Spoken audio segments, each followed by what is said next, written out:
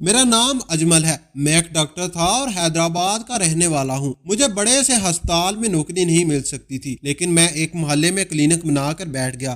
میرے نمبر بھی سب سے زیادہ تھے اور میری قابلیت میں بھی کوئی شک نہیں تھا، لیکن میرے ساتھ جن لوگوں نے MBBS کیا تھا اور ان کا کہنا تھا کہ اتنے نمبر اچھے ہونے کے باوجود، قابلیت ہونے کے باوجود تمہیں کسی بڑے ہسپتال نے نہیں لیا اور تم ایک چھوٹے سے محلے میں کلینک بنا کر بیٹھ گئے جہاں پر زیادہ لوگ نہیں آتے۔ میرا کلینک بھی کوئی زیادہ اچھا نہیں تھا، کیونکہ شروع میں میرے پاس جتنے پیسے تھے میں نے ان سے ساری چیزیں لے لی تھی۔ میں نے سوچا تھا کہ تھوڑے پیسے کماؤں گا تو پھر اس کی حالت بہتر کر لوں گا۔ میرے دوست سمجھتے تھے کہ یہ 2 دن میں 10 مریض بھی چیک نہیں کرتا ہوگا، اور ہم تو ایک دن میں 100 مریض ہی چیک کرتے ہیں، اور ان کی یہ بات بالکل سچ تھی۔ زیادہ مریض میرے پاس نہیں آتے تھے، مریض بھی آ جاتے تو میں کافی خوش ہو جاتا۔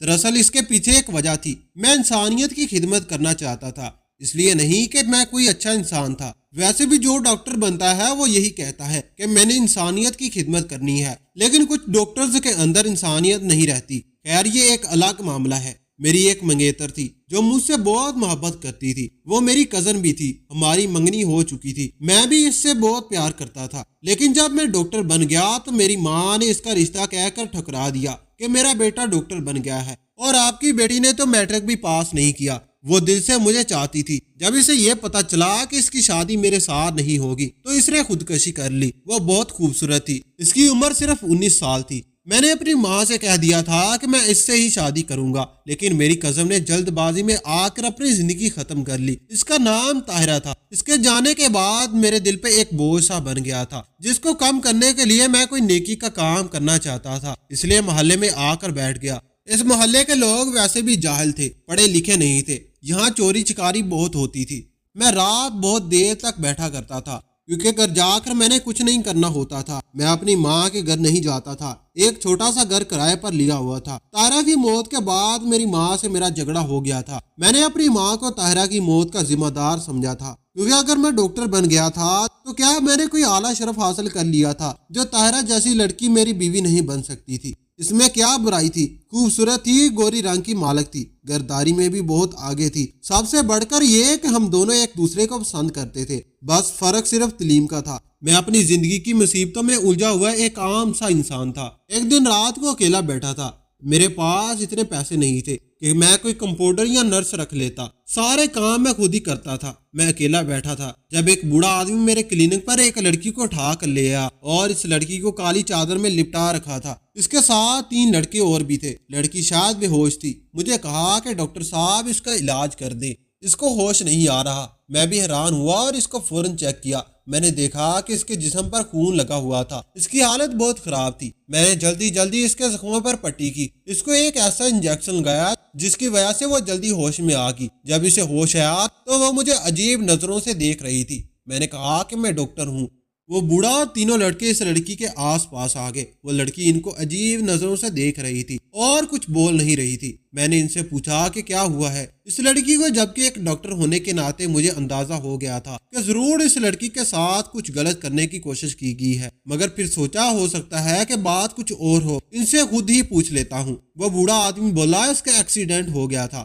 جب اس لڑکی کو ہوش آیا تو انہوں نے مجھے شکریہ کہا اور جلد بازی میں مجھے پیسے دے کر وہاں سے فوراً چلے گئے۔ لڑکی کو جس طرح لائے تھے اسی طرح اٹھا کر لے گئے۔ میں نے کہا ابھی تھوڑی دیر اسے بیٹھنے دو، ابھی اسے ہوش آیا ہے، اس کو دوبارہ لے جاؤ گے تو کہیں کچھ اور مسئلہ نہ بن جائے۔ اور ان کا کہنا تھا کہ ہم بہت جلد میں ہیں، رات ہو گئی ہے نا، اس کی ماں پریشان ہو رہی ہوگی۔ مجھے لگا کہ وہ اس لڑکی کے گھر والے ہوں گے، تبھی اس لیے میں نے کوئی بھی بات نہیں کی۔ پھر بھی مجھے ان پر کچھ شک سا ہو گیا، مگر لڑکی نے کچھ ایسی بات نہیں بتائی تھی، اس لیے میں چپ چاپ رہا تھا۔ وہ لوگ اسے وہاں سے لے کر چلے گئے۔ پتہ نہیں کیوں اس لڑکی کا چہرہ اور اس لڑکی کی آنکھیں میرے چہرے کے سامنے سے جا ہی نہیں رہی تھی۔ وہ بہت ہی زیادہ ڈری ہوئی تھی۔ جب انسان کے ساتھ کوئی حادثہ یا کوئی ایکسیڈنٹ وغیرہ ہو جاتا ہے تو وہ واقعی ڈر جاتا ہے، لیکن وہ لڑکی بہت زیادہ ڈری ہوئی تھی، اس کے چہرے سے ہی نظر آ رہا تھا۔ خیر، دن اسی طرح گزرنے لگے۔ پھر میں اپنی طاہرہ کو یاد کرتا رہا۔ مجھے سمجھ نہیں آتی تھی کہ میں ایسا کون سا کرم کروں جس سے میرے بے چین دل کو سکون آ جائے۔ میں ہر جمعرات کو طاہرہ کی قبر پر جاتا تھا، اس کے ماں باپ سے ملنے کی کوشش کرتا، لیکن انہوں نے مجھے دروازے سے ہی دھکا دے دیا۔ انہوں نے کہا کہ اگر مرد چاہے تو کیا نہیں کر سکتا۔ تم اپنی ماں کے سامنے کھڑے ہو جاتے تو تمہیں ہماری بیٹی سے شادی کرنے سے کوئی روک نہیں سکتا تھا، لیکن تم نے اپنی ماں کا ساتھ دیا۔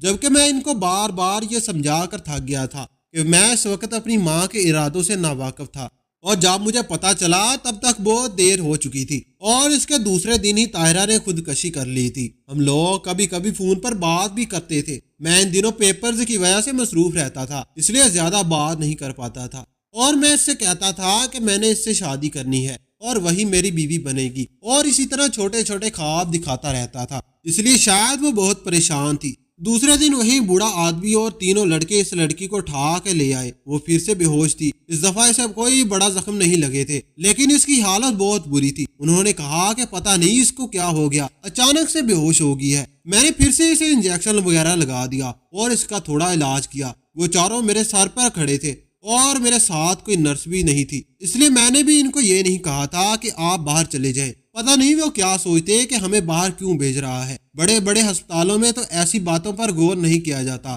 لیکن ایسے چھوٹے محلوں میں لوگ ایسی باتوں پر غور کرتے ہیں۔ اس لیے مجھے پتا تھا کہ ان لوگوں کی ذہنیت تھوڑا الگ ہوتی ہے، اس لیے میں اسی طرح سے پیش آتا تھا۔ لڑکی کو اس دفعہ تو ہوش نہیں آ رہا تھا، پتہ نہیں کیا ہو گیا تھا۔ میں نے کہا کہ اس کو کیا ہوا ہے؟ انہوں نے کہا کہ بیٹھے بیٹھے اچانک بے ہوش ہو گئی ہے، پرانے زخم تو اس کو لگے ہوئے تھے، ہمیں لگا کہ اس کو بہت درد ہو رہا ہے، یہ بہت زیادہ رو رہی تھی۔ ہم نے کہا کہ تمہیں ڈاکٹر کے پاس لے جاتے ہیں۔ راستے میں پھر سے بے ہوش ہو گئی ہے۔ میں نے اس کا تھوڑا بہت علاج کیا اور تھوڑی دیر بعد اسے ہوش آ گیا۔ میں نے کہا کہ تھوڑی دیر اس کو بیٹھنے دو، اس کی طبیعت سنبھلنے دو، لیکن آج تو وہ لوگ بڑے پریشان نظر آ رہے تھے۔ انہوں نے کہا کہ نہیں، ہم ایسا نہیں کر سکتے، اس کی ماں بہت پریشان ہے۔ میں نے کہا کہ ماں پریشان ہے تو یہ لڑکی بھی تو ایسی حالت میں نہیں ہے کہ ماں کو کہو کہ تھوڑا صبر سے کام لے۔ انہوں نے کہا کہ اس کی ماں خود بہت بیمار ہے، اتنی بیمار کہ وہ بستر پر پڑی ہے، ٹھیک ہوتی تو اس کو ساتھ لے آتے، وہ بڑی بے چین ہو رہی ہوگی، اس لیے ہم اسے واپس لے جاتے ہیں۔ جاتے جاتے اس لڑکی نے مجھے آج پھر عجیب نظروں سے دیکھا۔ وہ جاتے جاتے مجھے دیکھ رہی تھی، لیکن وہ بوڑھا اس لڑکی کو پیچھے سے کالی چادر میں چھپا کر وہاں سے لے گیا۔ مجھے ایسے لگا جیسے وہ لڑکی مجھ سے کوئی بات کرنا چاہتی تھی، مجھے کچھ بتانا چاہتی تھی۔ دراصل میں اپنی پریشانی کو لے کر اتنا پریشان تھا کہ مجھے انسان پریشان لگتا، مجھ تو صرف ایسا لگتا کہ ساری دنیا میں ہی صرف دکھ اور مصیبت ہے، یہاں کوئی کسی سے پیار نہیں کرتا۔ ہر انسان کی زندگی میں کوئی نہ کوئی مسئلہ ہے، کیونکہ میری اپنی زندگی میں اتنا بڑا مسئلہ تھا۔ جب محبت ہوتی ہے ساری دنیا خوبصورت لگنے لگتی ہے، اسی طرح انسان جب کسی مصیبت میں ہوتا ہے وہ سمجھتا ہے کہ سارے ہی مصیبت میں ہیں، سب کچھ بیزار ہے، کوئی کچھ نہیں ہے۔ میرے ساتھ بھی یہی کچھ ہو رہا ہے۔ ایک دن میں ایک بات پر زیادہ حیران ہوا جب مجھے طاہرہ کی بہن نے فون کیا اور اس نے کہا کہ ویسے تو میں بھی کم ناراض ہوں، لیکن طاہرہ تمہارے لیے ایک چیز چھوڑ گئی ہے جو کہ تمہاری امانت ہے اور میں تم تک پہنچا دینا چاہتی ہوں۔ تم مجھے اپنا پتہ بتا دو، میں تمہارے گھر نہیں آ سکتا تو تمہاری ماں باتیں کرے گی۔ میں نے کہا کہ میں اپنی ماں کے ساتھ نہیں رہتا، لیکن تمہیں یہاں آنے کی ضرورت نہیں ہے، نہیں تو لوگ نہ جانے کیا سمجھے گے کہ میں نے اسے کلینک کا پتہ بتا دیا اور وہ چیز اس نے کلینک پر بھیج دی۔ میں حیران تھا کہ یہ ایک چھوٹا سا ڈبہ تھا جسے دیکھ کر مجھے کافی حیرانی ہوئی۔ میں نے اس کو کھولا۔ اس وقت میرے پاس کوئی مریض نہیں بیٹھا ہوا تھا۔ اس ڈبے کے اندر کچھ چھوٹی چھوٹی عجیب سی چیزیں تھی جو روزمرہ کے استعمال کی چیزیں تھی۔ مجھے یہ سمجھ نہیں آئی طاہرہ نے یہ سب میرے لیے کیوں بھیجی۔ سب سے نیچے خط پڑا ہوا تھا کہ ندیم کی شادی میں جس ٹیشو سے تم نے ہاتھ صاف کیا تھا یہ وہ ہے، اور جس چمچ کے ساتھ تم نے چاول کھائے تھے یہ وہی چمچ ہے۔ اس طرح اس نے کافی ساری چیزوں کے حوالے دیے ہوئے تھے، وہ ساری چیزیں جن کو میں نے ہاتھ لگائے تھے اور ان کو استعمال کر کے زمین پر پھینک دیتا تھا وہ اٹھا کر جمع کر لیتی تھی۔ میری آنکھوں میں آنسو آ گئے کہ وہ مجھ سے کتنی محبت کرتی تھی۔ وہ مجھ سے اتنی محبت کرنے والی انسان دور ہوگی۔ میرے نصیب میں اتنی خاص اور خالص محبت لکھی تھی، لیکن وہ مجھے مل نہیں سکتی تھی۔ مجھے بہت غصہ آ رہا تھا۔ میری ماں نے مجھے نہ جانے کیا سمجھ لیا تھا۔ وہ اب مجھے بار بار مجھے کہتی تھی کہ میں نے تمہارے لیے فلاں لڑکی دیکھی ہے جو ڈاکٹر ہے، انجینئر ہے، لیکن میں نے قسم کھا لی تھی اب میں اپنی ماں سے مقابلہ کروں گا، اور اگر میں شادی کروں گا تو کسی غریب لڑکی سے ہی کروں گا، کسی یتیم سے، تاکہ میری ماں کا غرور ٹوٹے۔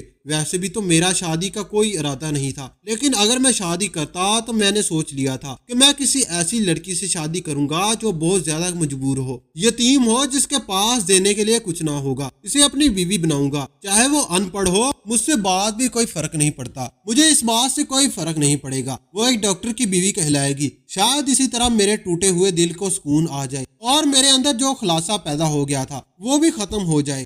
لیکن فی الحال میرا کسی سے شادی کرنے کا کوئی ارادہ نہیں تھا۔ یہ بات اپنی جگہ تھی۔ آج رات پھر وہ بوڑھا 3 لڑکوں اور اس لڑکی کو لے کر آگے اور مجھے شاک پڑ گیا۔ میں نے کہا کہ آپ لوگ ذرا باہر جائیں تو انہوں نے کہا کہ نہیں، ہم باہر نہیں جائیں گے، ادھر ہی ہے۔ میں نے کہا کہ میں ڈاکٹر ہوں، مجھے زیادہ پتا ہے، آپ لوگ باہر جا کر بیٹھ جائیں۔ لیکن وہ لوگ اس لڑکی کو اکیلا چھوڑ کر نہیں جا رہے تھے، بہت ڈیر تھے، میری بات کا جواب نہیں دے رہے تھے، اس طرح سے پیش آ رہے تھے جیسے میں کوئی اور زبان بول رہا ہوں جو ان کو سمجھ نہیں آ رہی۔ میں نے کہا کہ بڑے عجیب لوگ ہیں۔ وہ لڑکی میری آنکھوں میں دیکھ رہی تھی، میں اس کا بلڈ پریشر چیک کر رہا تھا، بخار چیک کر رہا تھا، وہ بار بار میری آنکھوں میں دیکھ رہی تھی۔ اچانک اس بوڑھے نے اس لڑکی کو کہا کہ نظریں نیچی کر کے بیٹھ پاگل۔ میں نے کہا کہ یہ اتنی بیمار ہے اور تم اسے ڈانٹ رہے ہو، تمہیں فکر نہیں ہے اس کی؟ اس نے کہا کہ ڈاکٹر صاحب، آپ ہماری ذاتی معاملے میں نہیں بولے، اس کا علاج کر کے اس کو ٹھیک کر دے، یہ بار بار بے ہوش کیوں ہو جاتی ہے، پھر ہمیں مسئلہ ہوتا ہے۔ ایک لڑکے نے اس کے کندھے پر ہاتھ رکھا اور بولا کہ مطلب ہم لوگ پریشان ہو جاتے ہیں۔ اس نے اپنی بات بدل دی اور اس دفعہ تو مجھے شک پڑ گیا اور میں اس لڑکی سے بات کرنا چاہتا تھا، لیکن ان لوگوں نے مجھے بات ہی نہ کرنے دی اور میں نے اس بارے میں سوچا، مجھے بڑا پچھتاوا ہوا، کہیں اس لڑکی کے ساتھ کچھ برا تو نہیں ہو رہا تھا۔ مجھے اس سے پوچھنا چاہیے تھا کہ روز بے ہوش کیوں ہو جاتی ہے۔ اور یہ سب تو شکل سے بالکل بھی مجھے اچھے لوگ نہیں لگتے تھے، عجیب و غریب قسم کے اواباش لاپرواہ قسم کے لڑکے تھے، اور بوڑھا آدمی تو انتہائی بدتمیز تھا، ایسے لگ رہا تھا جو پورا دن چونک میں کھڑے رہتے ہیں اور ادھر ادھر لڑکیوں کو دیکھتے رہتے ہیں۔ لیکن اس دفعہ میں نے سوچ لیا تھا کہ اگر یہ لوگ اسے دوبارہ لے آئے تو میں کچھ نہ کچھ ضرور کروں گا، اور ایسا ہی ہوا، وہ لوگ اسے دوبارہ لے آئے۔ اس دفعہ اس کی حالت بہت بری تھی، اسے زخم لگے ہوئے تھے۔ میں نے کہا کہ اس کو کیا ہوا؟ انہوں نے کہا کہ اس کا ایکسیڈنٹ ہو گیا کیونکہ اس کو چکر آتے ہیں، یہ بازار گئی تھی اور راستے میں بے ہوش ہوگی، جبکہ اس ٹائم رات کے 11 بجنے والے تھے۔ یہ کون سا ٹائم تھا کہ وہ بازار گئی ہوگی اور کس ٹائم بے ہوش ہوگی؟ کیونکہ اس ٹائم کو تو کوئی بازار نہیں جاتا، بازار بند ہو جاتے ہیں، یعنی وہ لوگ صاف جھوٹ بول رہے تھے۔ میں نے کہا کہ مجھے اس کو چیک کرنا ہوگا اور زخم پر ٹانکے لگانے ہوں گے، آپ لوگ یہیں پر بیٹھے، میں ڈاکٹر ہوں، مجھے زیادہ بہتر پتا ہے، اگر آپ لوگوں نے علاج کروانا ہے تو مجھے اپنے طریقے سے علاج کرنے دے۔ میں نے بھی زیادہ سختی سے بات کی تو وہ لوگ بھی پریشان ہو گئے، کیونکہ شاید وہ اسے کہیں اور نہیں لے جانا چاہتے تھے۔ وہ لوگ باہر بیٹھ گئے اور میں اس لڑکی کو اندر بنے ایک کمرے میں لے گیا جو میں نے بنایا ہوا تھا۔ کسی مریض کو اگر کسی کو ڈرپ لگانے کی ضرورت ہوتی تو یہاں پر لٹا کر ان کو ڈرپ لگا۔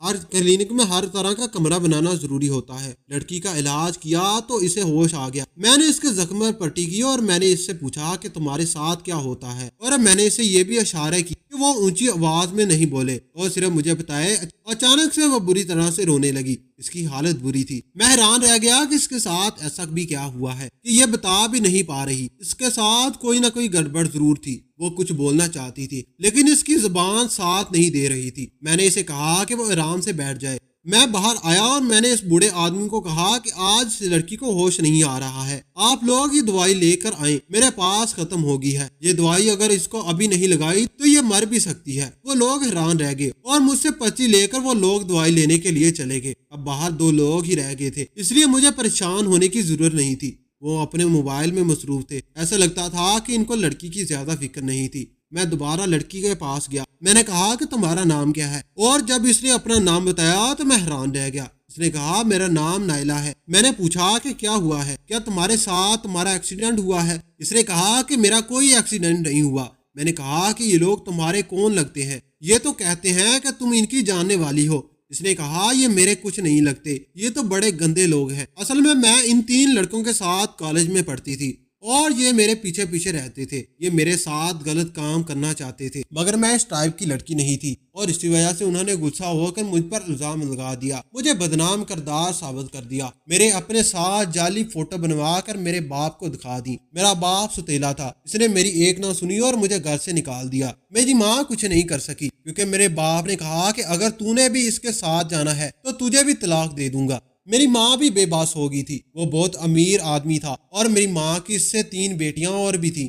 میری ماں نے اپنی تینوں بیٹیوں پر مجھے قربان کر دیا اور وہ میرے پیچھے نہیں آئی۔ ان لوگوں نے مجھے پکڑ لیا اور یہ مجھے اپنے ساتھ رکھتے ہیں۔ اس بوڑھے نے مجھے اپنے گھر میں رکھا ہوا ہے، اس کے گھر میں کوئی نہیں ہوتا اور رات کو پھر تینوں لڑکے بھی آ جاتے ہیں۔ یہ سارے مل کر میری عزت لوٹتے ہیں، میری عزت کو درندوں کی طرح نوچ لیتے ہیں، اور جب میں بری طرح سے بے حال ہو جاتی ہوں तो मुझे उठा कर यहाँ ले आते हैं। मुझे डराया हुआ है कि मैंने किसी को कुछ बताया तो वरना ये लोग मुझे मार देंगे। जब मेरी हालत खराब होती है तो मुझे यहाँ ले आते हैं। अगर मैं मर गई तो इनकी अय्याशी खत्म हो जाएगी। वो लड़की फूट फूट कर रोने लगी। तभी मेरा खून खोलने लगा कि इतना जुल्म, इतनी दरिंदगी। वो कहने लगी, आप तो डॉक्टर हैं, आपको पता होगा, मुझे कोई ऐसा टीका लगा दे कि मैं मर जाऊं। मैंने इसे तसल्ली दी और कहा कि हिम्मत करें, मैं आपके साथ हूँ और फिलहाल आप बेहोशी का नाटक करें। और मैंने इन लड़कों से कहा कि इसको होश नहीं आ रहा और दोबारा अंदर आकर पुलिस को कॉल कर दी। मेरा एक दोस्त पुलिस में था, वो फौरन आ गया और इस बूढ़े और लड़कों को पकड़ लिया। लड़की ने इनके खिलाफ बयान दिए। वो तो पुलिस की हिरासत में थे, पर इस लड़की का क्या होता, ये कहाँ जाती? मुझसे मेरे दोस्त ने पूछा कि इसको मैं किसी फलां अदारे के हवाले भी नहीं करना चाहता। मैं इसको अपने घर ले गया। वो मुझसे भी डरी रहती थी और इन तीनों लड़कों और बूढ़े आदमी के साथ बहुत बुरा होने वाला था। पुलिस ने इनको खूब मारा और केस कर दिया। ये लड़की अपनी माँ से मिली और इसे सब कुछ बताया और इसके साथ वापस भी नहीं आ जा सकती। आज वो एक हफ्ते से मेरे घर में है। मैं इसका इलाज भी करता रहता हूँ। पहले से काफी बेहतर है। कहती थी मुझे यहाँ अपने पास रहने दे, मैं आपके घर के काम करूंगी, बदले में कुछ नहीं मांगूंगी। और मैंने कहा कि तुमने सोच लिया है कि तुम हमेशा इस घर में रहोगी। इसने कहा कि बहुत शुक्रिया आपका, मैं घर साफ करूंगी, खाना बनाऊंगी, बदले में मैं आपसे कुछ नहीं मांगूंगी। मैंने कहा ठीक है, खाना भी तुम बनाओगी, कपड़े भी तुम्हें धोने पड़ेंगे और घर भी साफ करना होगा। पर एक बात मुख्तर होगी, तुम इस घर में नौकरानी बनकर नहीं बल्कि मेरी बीवी बनकर रहोगी। अगर तुम चाहो तो वो हैरान रहेगी और रोने लगी। कहने लगी कि मुझे लगता था कि अब मुझे कोई मर्द मुझे अपनी बीवी नहीं बनाएगा, पर आपने ऐसी बात करके मुझे हैरान कर दिया। मैंने इसे ताहिरा के बारे में सब बताया और कहा कि मेरा दिल टूटा हुआ है, हम दोनों ने शादी कर ली, आज वो मेरी बीवी है, हम साथ हैं, सब कुछ ठीक है। जब ये खबर मेरी माँ को मिली तो वहाँ कहरम मच गया और वो कुछ नहीं कर सकती थी और नायला बहुत खुश थी। हमारे लिए यही काफी है। मेरे दिल पर बड़ा बोझ उतर गया है, मैं दिल से खुश रहने लगा हूँ और मुझे जिंदगी अच्छी लगने लगी है। इन चारों को 12 साल की कैद हो गई है। इन लड़कों को तो फांसी से कम सजा नहीं देनी चाहिए और जो हमारा कानून है, हम क्या कह सकते हैं। बहुत अच्छा हुआ इनके साथ हमने किसी सूरत भी केस वापस नहीं लिया था, जबकि हम पर काफी दबाव डाला गया था। मैं अपनी बीवी के साथ खड़ा था, इसकी डाल बनकर, और हमेशा इसके साथ ही खड़ा रहूंगा क्योंकि यही मेरा फरीजा था। मर्द को ज्यादा राबता, ताकत और मकाम इसलिए दिया गया था कि वो अपने से कमजोर मखलूक की हिफाजत करे। जो ऐसा सोचते हैं वही असल मर्द होते हैं। कुछ दिन बाद मेरी माँ भी घर आ गई और अपने किए पर शर्मिंदा हो गई थी। मैंने अपना दिल साफ कर लिया, आखिर मेरी माँ थी। आज हम सब बहुत खुश हैं। तो दोस्तों, आपको हमारी आज की कहानी कैसी लगी कमेंट बॉक्स में अपनी कीमती राय का इजहार जरूर कीजिएगा। वीडियो पसंद आई हो तो वीडियो को लाइक करें और दूसरों के साथ जरूर शेयर करें। मजीद इस तरह की समकवाज कहानियां और वाकयात सुनने के लिए हमारे चैनल को सब्सक्राइब जरूर करें। शुक्रिया, खुदा हाफिज।